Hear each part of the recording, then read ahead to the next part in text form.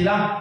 Pag moingon ang Kristohanon, within 50 meters, kamo espiritu sa mga kangitngit, walay makadood sa pangalan ni Jesus. Di kural mo sa kahog sa Dios. Pinagi sa hamili na doon Kristo Jesus. Yan ito sila. Kung pilay barometric na imong tugot kanila, at nagit sila. Alam siya, at nagit kami. Di kami makatudyayang hil. Di kami makatudyayang hil. Gusto na may rescue ito. Si Amos lagi, gusto nila rescue. Di sila makadood. Gamitin nila mga unbelievers para maguyod si Amos mapagawa sa barometer lagi. I-allow sa mga Kristohanon. Di sa gayon. Di mada. Susurin ko si Amos o ang nahita ko si Amos na born again Christian. Ang tugkaroon siya, evangelist siya. So mga isoon, nindot kayo na kung topic karoon, no? Kung saan pag kinabuhi nga madaugon, no? Pagpamumuhay na matagumpay, no?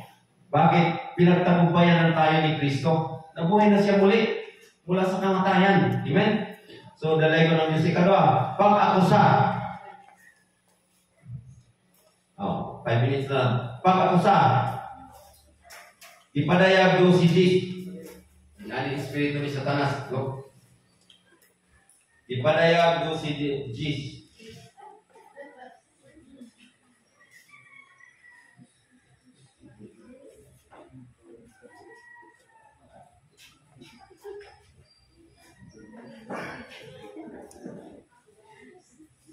Makibasa? Pag-akusa.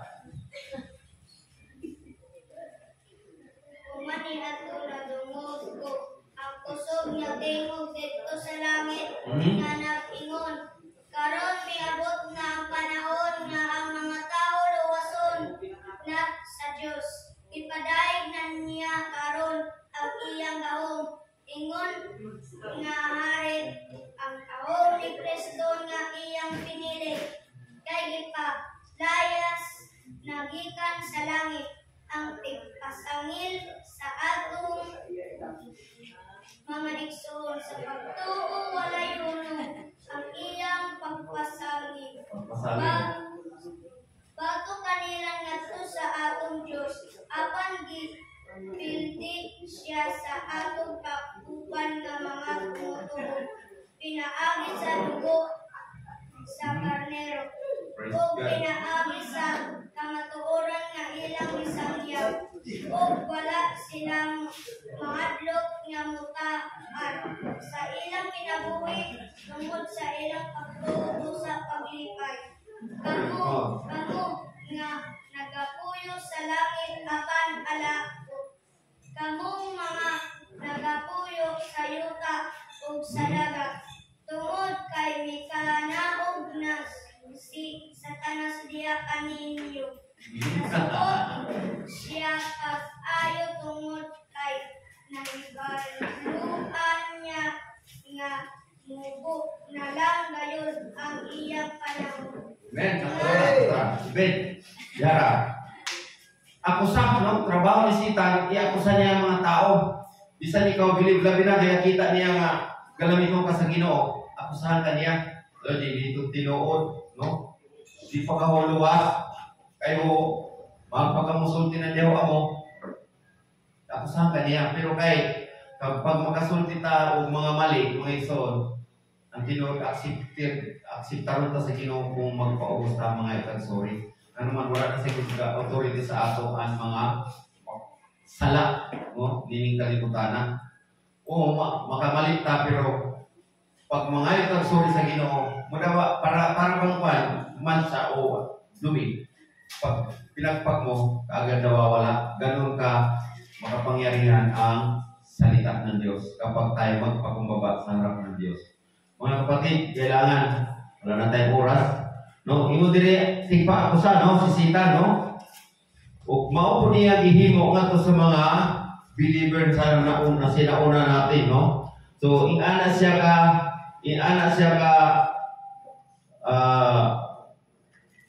sensitibo, no?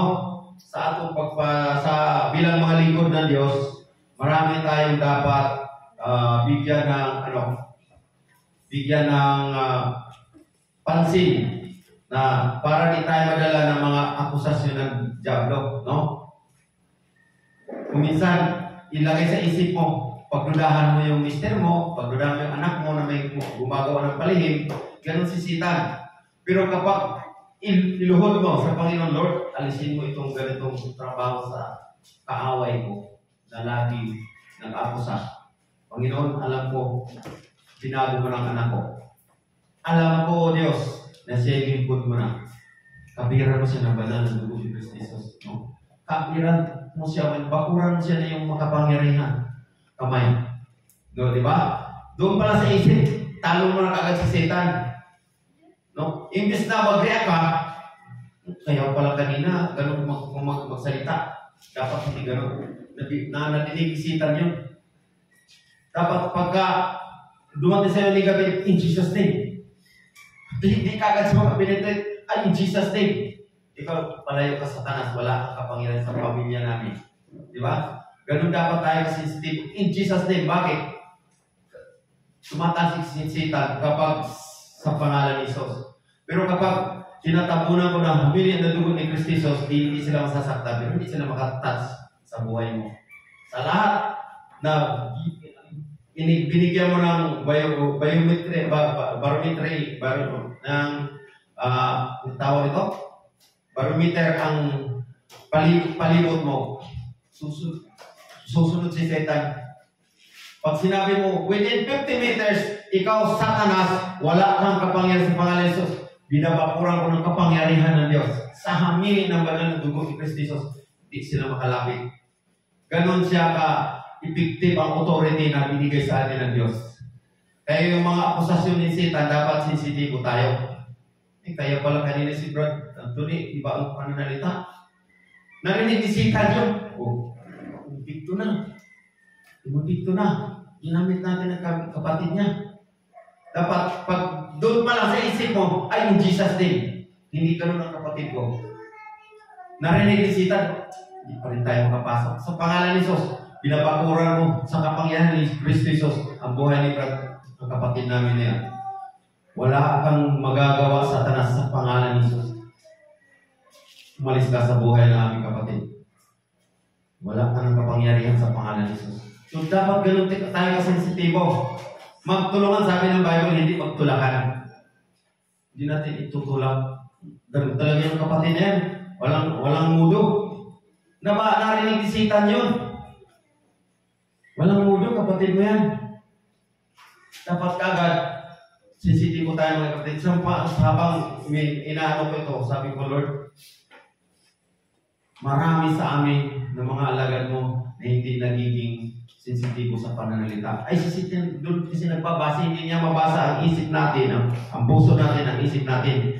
Pero habang siya umaalay-aligid, may narinig siya negatibo, akin yan. Kaagad siya makakilos sa atin. Binigyan natin siya ng access para makikialam sa buhay natin. Amen? Saan ba natin marinig malaman yan na si Satanas pala di makabasa ng isip natin at ang puso natin. 1 Peter 5 verse 8. Pakibasa. Ito na kauna. Kaya tapos na ang oras natin. Mag-ano tayo. So dito tayo sa number 2 pa ha. Gusto ko isa-isahin natin ito. Napaka-importante ito. Paano tayo makapanatili sa matagumpay na alagad ni Jesus, ni Kristo. No?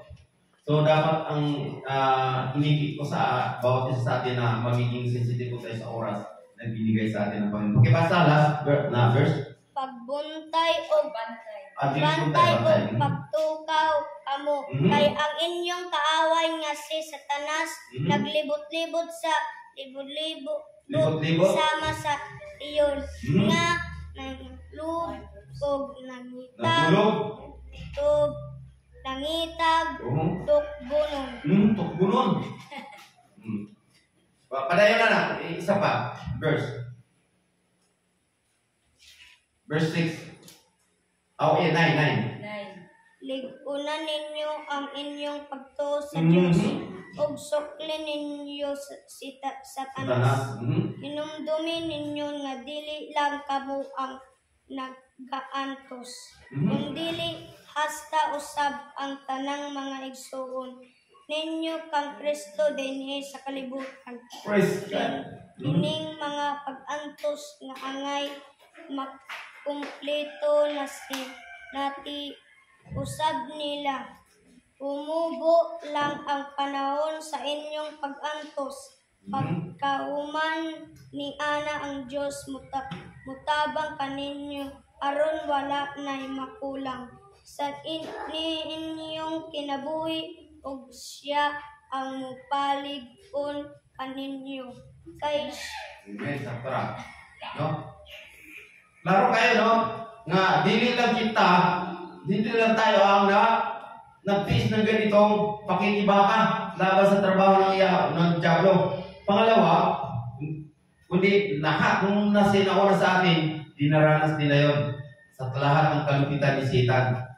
Pero, may pero dito kung magiging sensitibo tayo sa ating pananalita, dito pa lang sa bibig natin gustong lumabas, in Jesus name na kaagad, imbis na inasali si Satan ang lumabas sa bibig natin na ang favor sa kanya.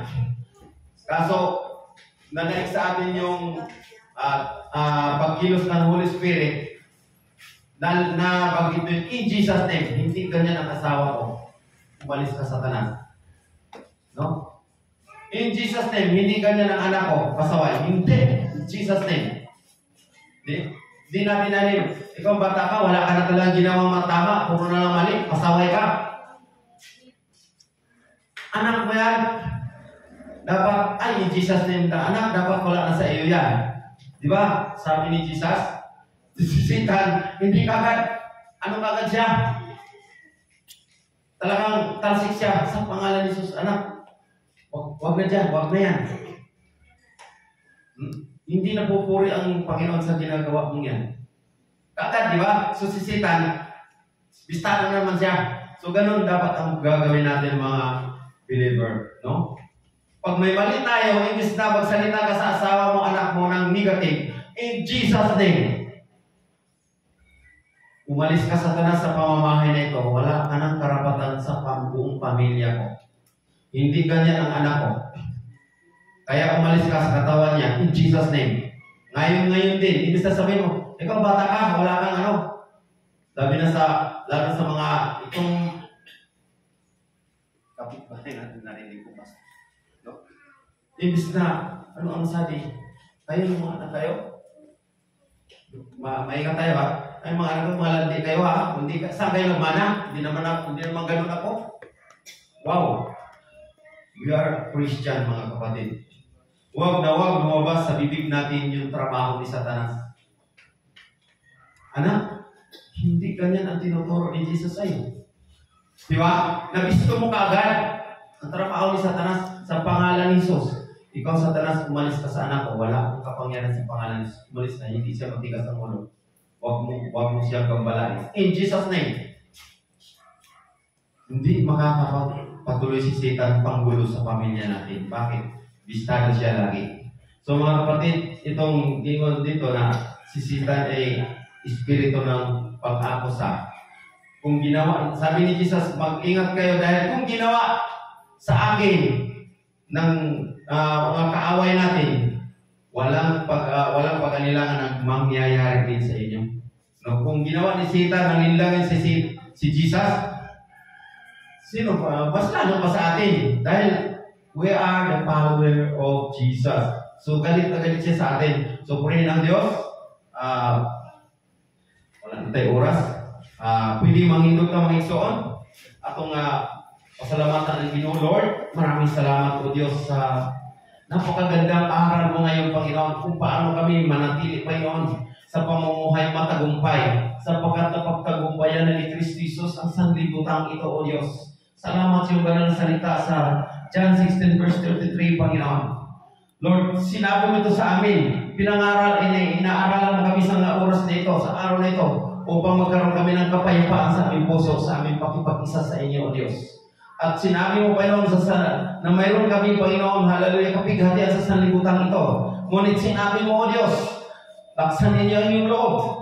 Napagsagampayan mo na sa libutan. Lord, maraming salamat po.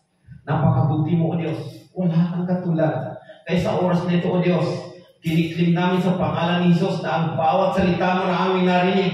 Panginoon, Lord, ito'y siliyohan mo, nagbatang na dugo ni Kristo Jesus na hindi ito kayang akusahan ng Diablo. In the name of Jesus, ito'y magiging sandata namin, Panginoon, magagamit ng banal na Espiritu upang itaboy ang lahat ng trabaho ng demonyo sa buhay namin at aming buong sambahayan. Lord, maraming salamat po, Diyos. Napakabuti mo, Panginoon. Wala kang katulad. Kaya hayaan mo, Diyos, na sa bawat isa sa amin, sa bawat segundo, Panginoon, nariyan ka lagi, Holy Spirit, na laging nakasubaybay sa amin, laging nagbibigay sa amin ng daan paano kami tumatahak sa madulas sa libutan ito. Na anumang gawain ng Diablo, anumang mga pain ni Satanas, ay hindi kami malilinlang sapagkat ang kaalaman at katalinuhan pinagkaloob sa amin, O Diyos, ay sapat-sapat, sabi mo sa sinabi mo kay Pablo, Panginoon, doon siya humingi ng kakayanan ng logos, Panginoon, ng kagalingan ng kanyang karamdaman. Ngunit sinabi mo, Panginoon, ang iyong bibiyaya ay sapat-sapat na sa buhay ni Pablo. Kung bakit niloob niya na maging mahina si Pablo upang mahayag ang iyong kapangyarihan sa buhay ni Pablo. Ganon din po sa amin ng henerasyon ngayon, O Diyos. Na sa bawat kahinaan namin ay naroon, Panginoon, ang iyong pong kapangyarihan na lagi naghahayag na ikaw ang Diyos, kailanman ay hindi natatalo. Ikaw ang Diyos na kailanman ay hindi nabibigo. Kaya, O Diyos, huwag mong hayaan, Lord, na sa buhay namin, maranasan namin ang kabiguan, Panginoon, na pawa bang pinagtatawanan kami ng kaaway. Salamat, O Diyos, dahil naroon na kami sa rurok ng katagumpayan bilang mga alagad mo, O God. Purihin ka, O Diyos, magpakailanman sa ilamang kapurihan, kapasalamatan, magpakailanman sa tangang pangalan ng Diyos Jesus. Amen, amen, amen. Yes, God.